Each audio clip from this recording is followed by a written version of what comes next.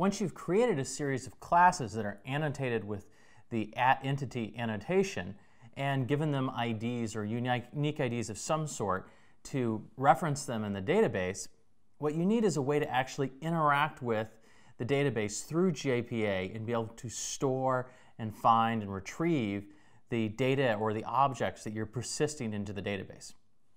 The way that we do that in JPA or with Spring is by creating a repository. So in Spring, we can create an interface to a repository. So let's create a video repository. So we'll have a public interface, and we'll call this video repo. And then we want it to extend, and this is a very important part, is we're going to extend the other interface called CRUD repository. And we have to parameterize the CRUD repository with the types that we're doing. So in this case, it's going to be video, comma, long. And I've just gone down one line here where I'm parameterizing the CRUD repository. So this is our class, or actually our interface. And the reason that we do this is all we're going to do is specify the interface to saving, updating, retrieving our different video objects. And the Spring framework is actually going to go and fill in the details or the implementation of this interface. This is one of the beautiful parts of this approach, is we have all of this complex work that needs to happen to save these classes annotated with entity, these instances, into the database. And all we're going to do is define the interface that we would like to have in order to save them. And Spring is automatically going to fill in the object that will be implementing this interface and saving and retrieving the objects for us. The interface just gives us a way of interacting with that object through some nice mechanism. Now, what CRUD repository is it's an interface for a standard repository that can save objects in the database. And what CRUD stands for is create, read, update, and delete. So it's giving us the ability to create new entities in the database. So we can create a new video object and store it in the database. Read, because we can read existing stored video objects. Update, because we can take an existing object, we can change some of its properties and update its representation in the database. And then finally, delete in CRUD, because we can delete video objects. So by default, we automatically get a series of methods that are inherited from this CRUD repository. We get save. We can find objects that we've stored by filling in the unique ID that we assign to that object. And if you go and look at how we're parameterizing this CRUD repository interface that we're extending, the second parameter, the type that we're providing, is our ID type. So this is the type of our ID, or our unique ID that we've included in our class that has the entity annotation. And this is the type that our repository is operating on. So these are the type of objects that we're going to be storing through the repository and retrieving through the repository. So by extending CRUD repository, we get all of the basic operations to save objects or types of videos into the database. We get the ability to retrieve by finding one or all, or running a query to find a series of different video objects that meet our parameters in the database. So immediately we get a lot of work done for us by Spring. One of the most important functions that we typically need above save or delete of the video objects that we're going to be storing is the ability to find video objects that meet some criteria. So for example, we might want to go and search for all the videos that have a particular name, or all of the videos that have a particular category if we had added a category member variable to our video. And so to be able to do that, we can't do that with the default methods that are provided by CRUD.